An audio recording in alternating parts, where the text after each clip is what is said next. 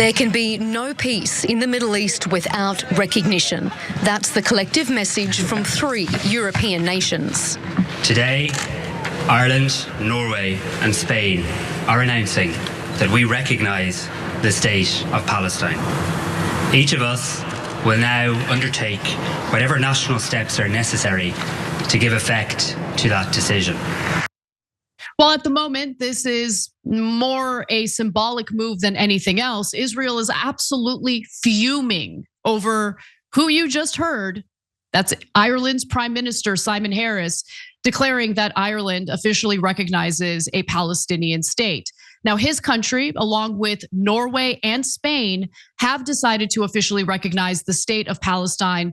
They plan to do so on May 28th. So this is about an announcement about something that they're going to do on a later date next week on May 28th. Here's more on their decision and the reasoning behind it. The trio made coordinated announcements on Wednesday, making plain their intentions to officially view Palestine as a sovereign state. The time has come to move from words to action, to tell the millions of innocent suffering Palestinians that we are with them, that there is hope. Norway's Prime Minister says it's the only way to keep the two-state solution alive. The Palestinians have a fundamental, independent right to their own state. Both Israelis and Palestinians have the right to live in peace in their respective states. There cannot be a two-state solution without a Palestinian state. And in other words, peace in the Middle East requires a Palestinian state. Currently, large portions of Africa, Asia, the Middle East and South America already recognize the state of Palestine, but most major Western economies do not. And one of those Western economies that does not recognize the Palestinian state is, yes, of course, and unfortunately, the United States. The Biden administration released a statement today making clear that they are vehemently against the decision by our European allies. The United States government reiterated its position that recognizing a Palestinian state was premature and must be the result of direct negotiations between Israel and the Palestinians. But as we all know, as long as you haven't bought into the gaslighting, Israel is very much against Palestinians having their own state. In fact, Benjamin Netanyahu, the current prime minister of Israel, has been on the record about this. In fact, he propped up Hamas in Gaza specifically to discredit the notion that Palestinians should be given a state.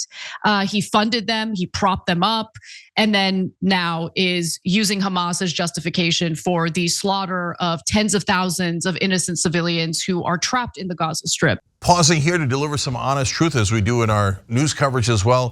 TYT is facing challenges, guys, as the entire industry is. You know who could make the difference? You. If you hit the join button below, it's gonna make all the difference and keep us in business. We appreciate you, thank you.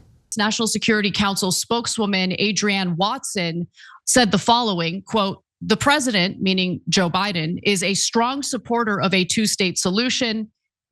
This is my addition, in words only, not through his actions, and has throughout his career. He believes a Palestinian state should be realized through direct negotiations between the parties, not through unilateral recognition. Well, look, as anyone with a brain understands, third parties like Ireland, Norway, and Spain cannot wave a magic wand and get Israel to recognize the Palestinian state. So yes, to some extent, this is symbolic, but it does send a strong message considering the fact that, many Western countries that are allied with the United States wouldn't dare, cross the line that you saw Ireland, Norway, and Spain cross today. So while it is symbolic for sure, it also speaks volumes that they were willing to kind of undercut the United States in announcing that their countries recognize the Palestinian state. Now, the United States, again, really isn't in favor of a two-state solution. And I say that because all we ever get from the US, all we ever hear from our government is cheap talk, a lot of rhetoric. And they keep saying that the negotiations need to occur between Israel and the Palestinians, while the US government knows full well that the Israeli government has no interest in allowing for the formation or establishment of a Palestinian state. Now, as for the broader international community, We should note that more than 140 other countries around the world recognize a Palestinian state, but most are outside Europe. Before Wednesday's announcement, only a few countries in Central and Eastern Europe, as well as Sweden, had formally recognized it. And I want to be very specific here, because with the addition of Ireland, Norway, and Spain, you now have 146 out of the 193 UN countries recognizing Palestine and the Palestinian state. And currently 7 members of the 27-nation European Union officially recognize a Palestinian state. 5 of them are former East Bloc countries who announced recognition in 1988, as did Cyprus before joining the bloc. Sweden actually announced their recognition fairly recently, about 10 years ago in 2014. Now, a broader group of European nations has pressed for a 2-state solution, one that includes the creation of a demilitarized Palestinian state drawn on the borders as they were in 1967. You know, the idea of a demilitarized state is a fascinating one, because can you really be considered a state if you don't have the capacity to defend yourself, if you don't have the capacity to protect your national security? I mean, would we as Americans feel like we have a secure state, a sovereign state, if we didn't have a military to defend it from outside actors? So, you know, the use of the word demilitarized, I understand it. It's because we're thinking of the current leadership of Palestinians in Gaza. And of course, that's Hamas, and a militarized Hamas is definitely not an ingredient for peace. But at the same time, I think in order to actually have a Palestinian state in the long term, you would need to have the capacity to form a military specifically for national security purposes. Now, with that said, let's go to Israel's response, because as I mentioned earlier, they're pretty furious about this, and they are used to the United States doing their bidding. For instance, the US has used its veto power in the Security Council in the UN to block the Palestinian bid to become a full member of the United Nations. So usually the US will come in and they'll find a way to stop what happened today from happening, stop Ireland, Norway, and Spain from declaring that they recognize the Palestinian state. They were unable to do that this time around. And so we're about to hear about how Israel had a bit of a temper tantrum today and decided to take their ball and go home from the countries that made their announcement today. Let's watch. The Palestinian presidency has welcomed the decision, but Israel has responded furiously to the news. The country's finance minister says he'll withhold tax funds intended for the Palestinian Authority, and the government has already recalled its ambassadors to Norway, Ireland, and Spain.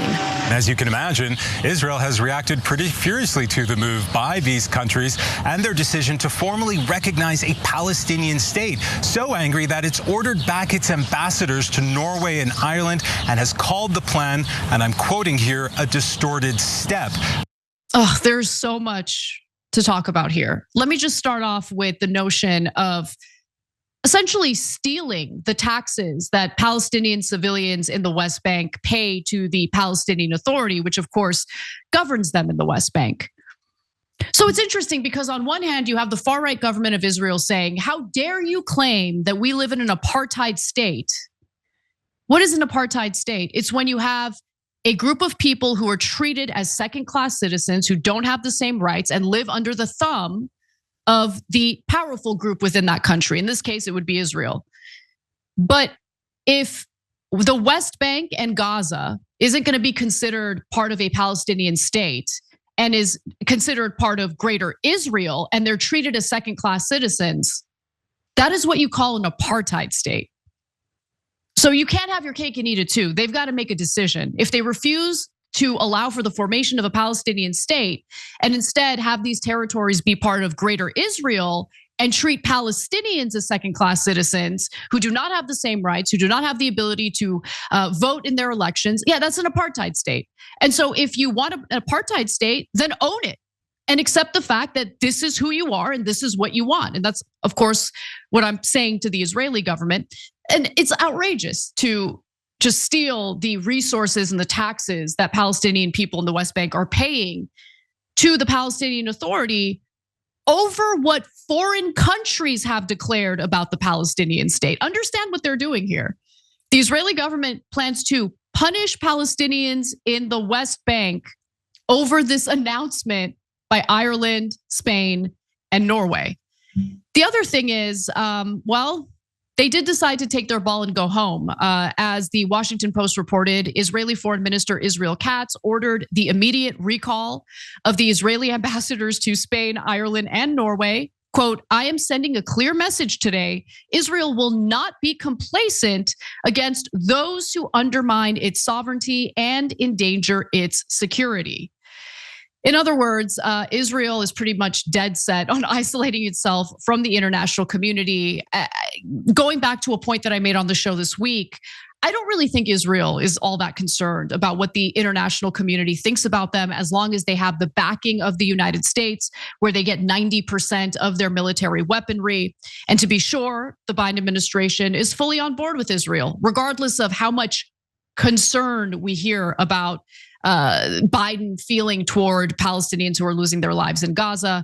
Itamar Ben-Gvir also pushed back against the three nations that have declared a Palestinian state today, saying, quote, we will not allow any surrender that would even include a declaration of a Palestinian state. And here's my personal favorite. Israel's finance minister, Bezalel Smotrich, said Israel should approve 3 new settlements in the occupied West Bank, one for each country that recognized a Palestinian state, and cut funding for the Palestinian Authority. As if building illegal settlements was ever slowed down by this right-wing, land-grabbing, civilian-slaughtering government. They're gonna do it anyway. The settlers have been acting viciously and violently toward innocent Palestinians in the West Bank with impunity. So seems like a bit of an empty threat, because this is exactly what Israel's been doing anyway.